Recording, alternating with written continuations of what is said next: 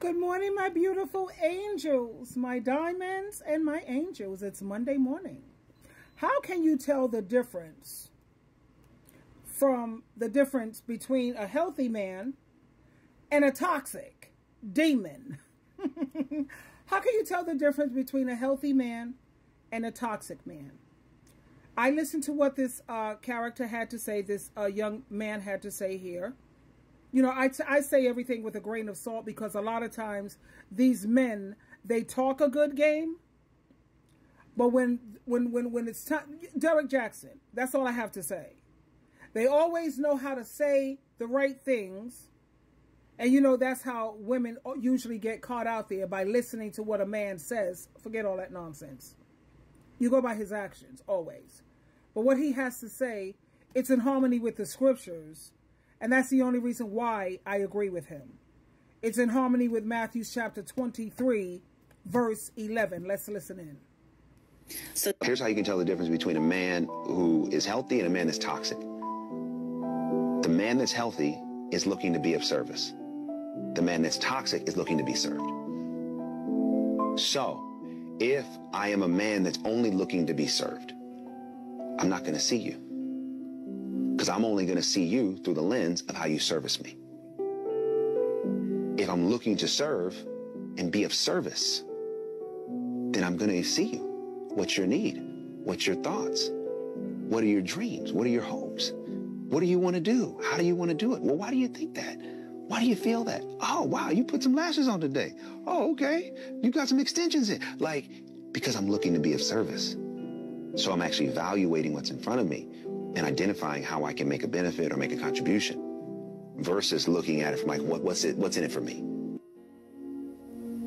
Here's how you can tell the difference between a man who is healthy and a man that's toxic. Let me tell you why I agree with that.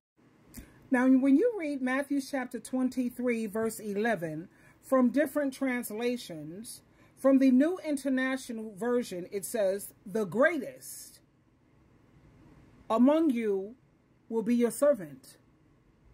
From the New Living Translation, "The greatest among you must be a servant."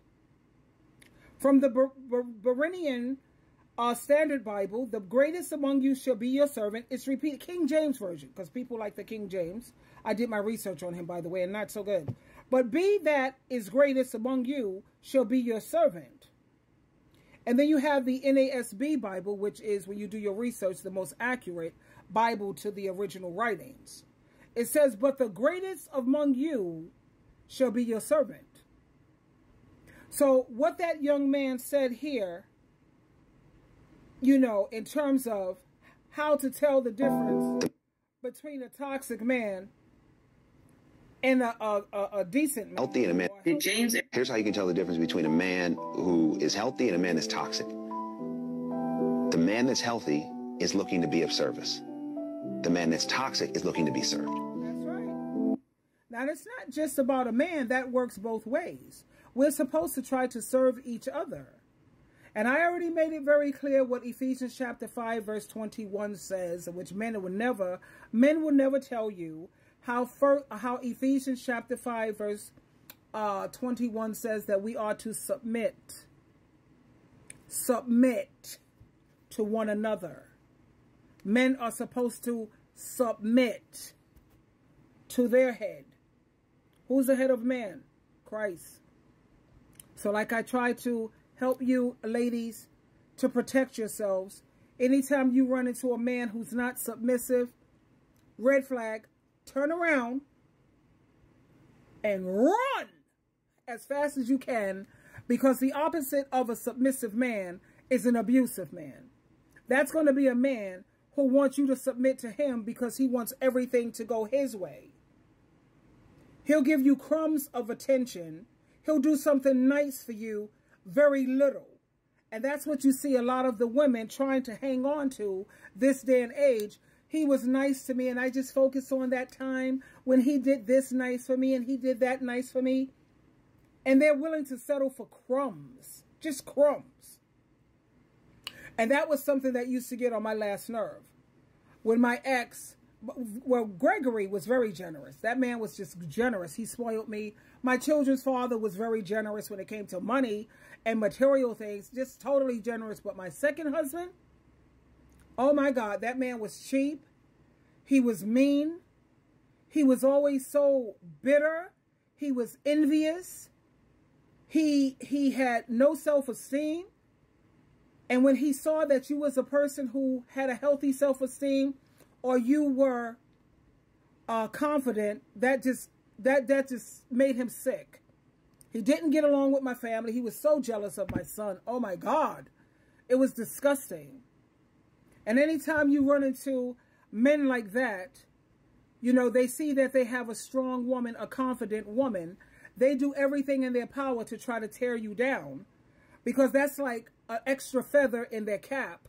If they could tear down a strong, healthy, confident woman, that makes them feel like that's a flex or an achievement. But he could never tear me down. No man can ever tear me down. It's like you're a stallion and they keep trying to break you. You'll never break me, because I will get rid of you first. I will dead you. And when I say dead you, I mean get away, throw you out the door, which that's what I did. He kept thinking, oh yeah, I'm not going nowhere. And in my mind, I was saying, boy, this boy don't know who he's dealing with, does he? What a clown, what a fool. Because when I say I'm done, I'm done. I'm calling the shots here, not you. Why not you? Because you're not qualified. You're not skilled. You're not submissive. And anytime, like I said, a man is not submissive, honey, trust me when I tell you, he's very, very abusive.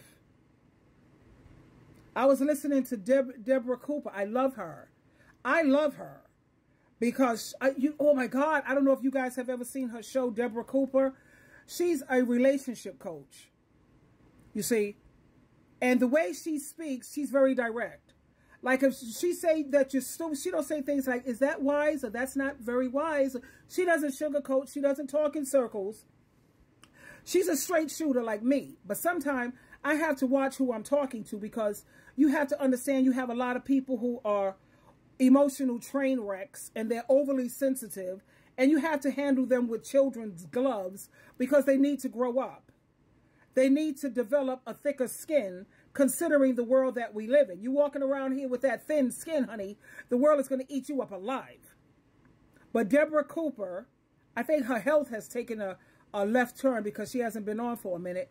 But I love her. She's a relationship coach. She knows men inside and out. She makes it very clear how, especially ebony women, should not settle for men who are not on their level.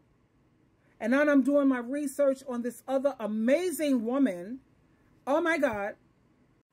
I made a note of it to study this woman. I'm going to study her. Her name is Ebony K. Williams.